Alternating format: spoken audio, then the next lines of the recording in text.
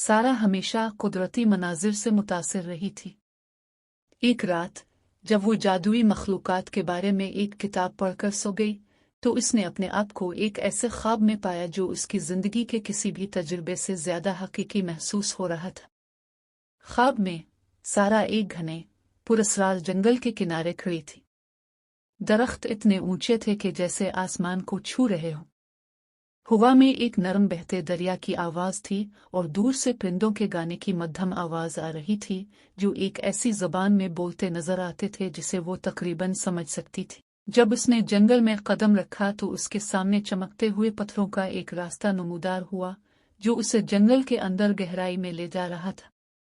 जैसे ही वो चलती गई, जितना वो आगे बढ़ती गई, माहौल इतना ही जादुई होता गया। रोशनी से बने हुए पत्तियों वाले फूल उसके अर्ध गिर्द खिलने लगे। अचानक सारा एक खुली जगह पर पहुंची जहां एक शानदार बलूत का दरख्त खड़ा था। ये दरख्त कदीम था। दरख्त की जड़ में एक छोटा सा दरवाजा था जो उसके दाखिल होने के लिए काफी थे। उसने दरवाजा खोला और अंदर चली गई। जब उसने देखा कि दरख्त का अंदरूनी हिस्सा एक अजीम अलशान लाइब्रेरी था जो ऐसी किताबों से भरी हुई थी जो हवा में तैरती हुई महसूस हो रही थी। दीवारें अलमारियों से भरी हुई थी जो आसमान तक पहुंच रही।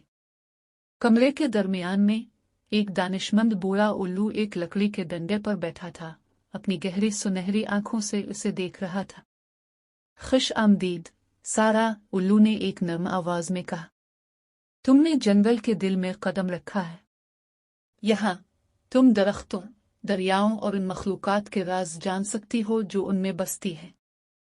सारा ने ऐसा महसूस किया जैसे वो घंटों लाइब्रेरी में घूम रही हो, दुनिया के पोशीदा अजायबात के बारे में पढ़ते हुए। उसने परिंदों की जबान में बोलना सीखा, हवा की सरगोशियों को सुनने का तरीका जाना और सितारों में लिखी कहानियों को समझने का फन सीखा। आखिरकार उल्लू ने दोबारा कहा, अब वक्त है कि तुम वापस जाओ, लेकिन याद रखो, यहाँ जो इल्म तुमने हासिल किया है वो हमेशा तुम्हारे साथ रहेगा। जब ख्वाब खत्म होने लगा तो सारा ने एक गहरे सुकून और समझदारी का एहसास किया। उसने जाना कि जादुई जंगल सिर्फ एक ख्वाब नहीं था, बल्कि इस दुनिया में मौजूद जादू की याद दहानी थी